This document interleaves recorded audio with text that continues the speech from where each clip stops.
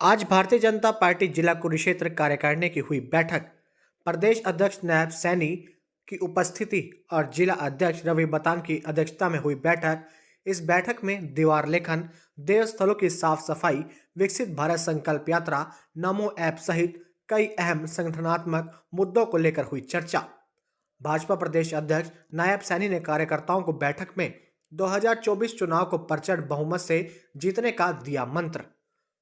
भाजपा प्रदेश अध्यक्ष नायब सैनी ने केंद्र व राज्य की योजनाओं को घर घर तक पहुंचाने और पात्र लोगों को सरकार की योजनाओं से जोड़ने की अपील कार्यकर्ताओं से की। इस बैठक में प्रदेश अध्यक्ष ने जिले में चल रहे संगठनात्मक कार्यक्रमों की समीक्षा की और आगामी कार्यक्रमों को लेकर जरूरी दिशा निर्देश भी दिए। जिला कार्यकारिणी की बैठक में बूथ स्तर पर संगठन को और अधिक मजबूत बनाने की रणनीति बनाई गई। फिर एक बार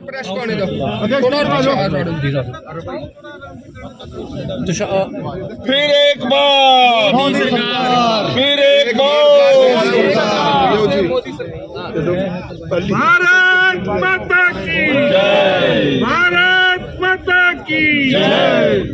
एक बार फिर से मोदी सरकार, एक बार फिर से मोदी सरकार, एक बार फिर से मोदी सरकार। माता की जय।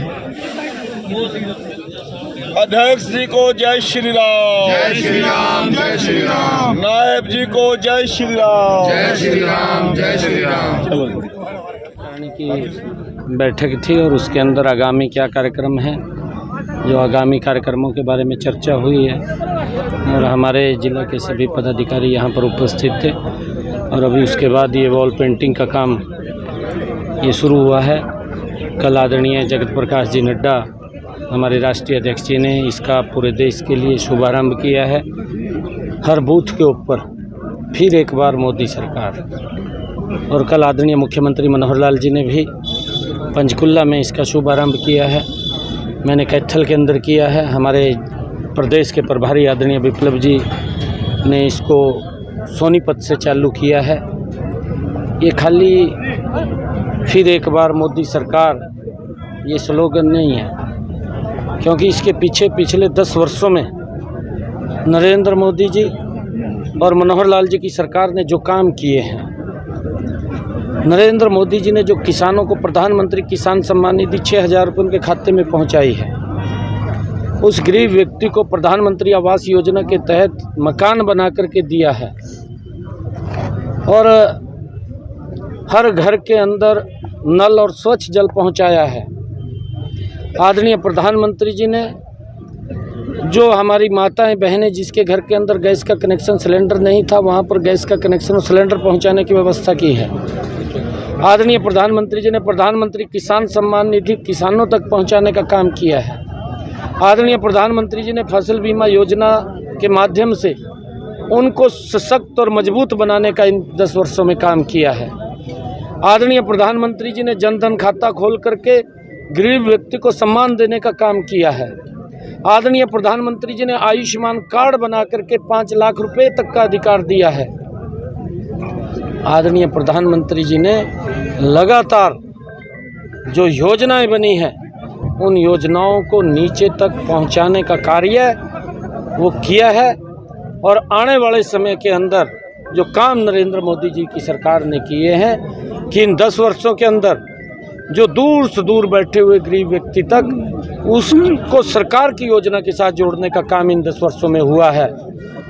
तो आने वाले जो 2024 का इलेक्शन है, चुनाव है, उसके अंदर फिर एक बार मोदी सरकार, हर बूथ से मोदी कमल का फूल वो खिले और उसको लेकर के आज ये वॉल पेंटिंग शुरू हुई है।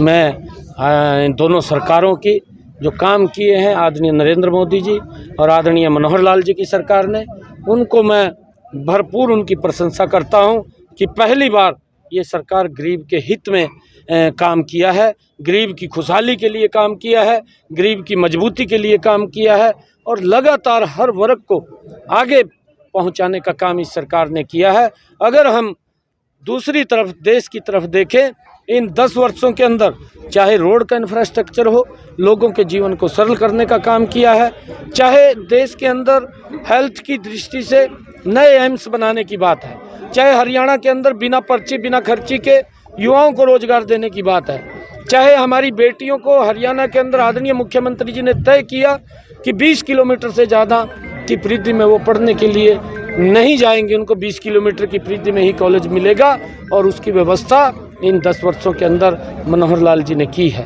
चाहे देश के अंदर, क्योंकि कांग्रेस के कार्यकाल में मात्र एक एम्स बना था, 55 साल का कार्यकाल रहा कांग्रेस का।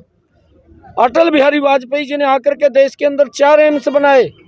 नरेंद्र मोदी जी ने इन 10 वर्षों के अंदर आकर के 23 एम्स बनाने का काम किया है। किस गति से देश को आगे बढ़ाया है, इस बात को हमें समझना होगा। और आदरणीय नरेंद्र मोदी जी ने जिस प्रकार से देश को सुरक्षित किया है, देश की जो बॉर्डर्स हैं जहां से आतंकवाद घुसता था, उस आतंकवाद के ऊपर मजबूती से इन 10 वर्षों के अंदर प्रहार करके उसको रोकने का काम किया है। चाहे धारा 370 जैसी जम्मू कश्मीर की, जिसको लंबे समय से देश चाहता था कि धारा 370 समाप्त हो, उसको भी समाप्त करने का काम इन 10 वर्षों के अंदर नरेंद्र मोदी की सरकार ने किया है। और चाहे अगर हम देखें नॉर्थ ईस्ट की बात करें, कांग्रेस नॉर्थ ईस्ट को उनके हाल के ऊपर छोड़ करके रखती थी, उसका विकास नहीं हुआ था।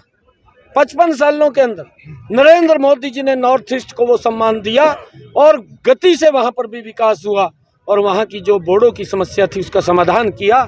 ये भी नरेंद्र मोदी जी के कार्यकाल में इन 10 वर्षों के अंदर हुआ है। आदरणीय प्रधानमंत्री जी के नेतृत्व के अंदर जो 500 वर्षों से जिसको लेकर के कांग्रेस राजनीति करती थी, भगवान श्री राम के मंदिर का निर्माण भी इन्हीं 10 वर्षों के अंदर हुआ है।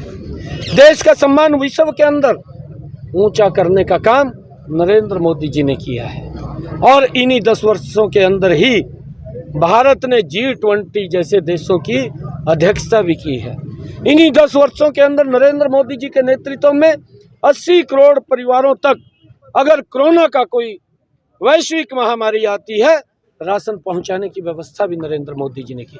इन्हीं 10 वर्षों के अंदर ये पहली बार हुआ है कि नरेंद्र मोदी जी ने भारत निर्मित वैक्सीन बना करके 220 करोड़ डोज लोगों को फ्री में लगाने का काम किया। 100 से ज़्यादा देशों को भी बाहर भेजने का काम नरेंद्र मोदी की सरकार ने किया। राम मंदिर को सारे सांसद साहब क्या बताएंगे, राम मंदिर को क्या तैयारियां हैं, कितने कार्यकर्ता यहाँ से जा रहे हैं, खासतौर पे 22 तारीख का पूरे वर्ल्ड को इंतजार। जो लोग अधूरा देखिए, इसके अंदर लोग अपने अपने तरीके से चल रहे हैं, अपने अपने तरीके से काम कर रहे हैं। 22 तारीख को तो अभी वहाँ किसी को जाने की अनुमति नहीं है।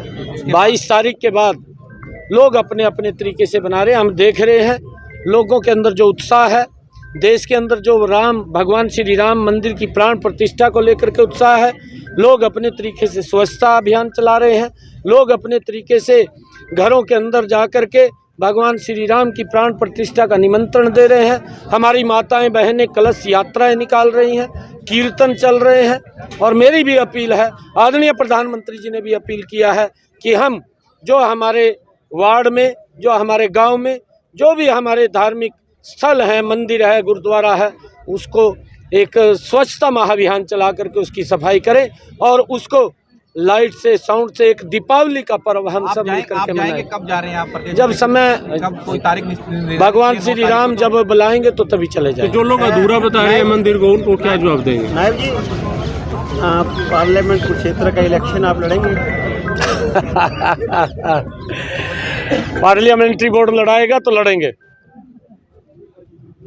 राघव ये चड्ढा पार्लियामेंट्री बोर्ड के हाथ में है, फिर लड़ेंगे। राघव चड्ढा कह रहे हैं कि चंडीगढ़ में जो 18 तारीख को चुनाव है मेयर के, उसके बाद जो चुनाव होगा आगामी, उसमें तय होगा कि इंडिया गठबंधन और बीजेपी के बीच में कितना मुकाबला है। आम आदमी पार्टी सबसे बड़ी भ्रष्ट पार्टी निकली है। जो वो लोग मंच के ऊपर खड़े होकर के बोलते थे मैं कट्टर ईमानदार हूँ, मेरी पार्टी कट्टर ईमानदार है, वो कांग्रेस से भी ज़्यादा भ्रष्टाचारी निकली, और कांग्रेस से दौड़ करके हाथ मिलाने का काम वो आम आदमी पार्टी ने किया। क्योंकि जब भ्रष्टाचार को भ्रष्टाचार के साथ मिलता है तो दोनों खुश होते हैं, देश देख रहा है। आम आदमी से अशोक तंवर आने के जो चर्चाएं हैं, बीजेपी में आने की चर्चा है। ये बीजेपी के अंदर दरवाजे खुले हैं, ये भारतीय जनता पार्टी है, कोई भी व्यक्ति आएगा उसका स्वागत।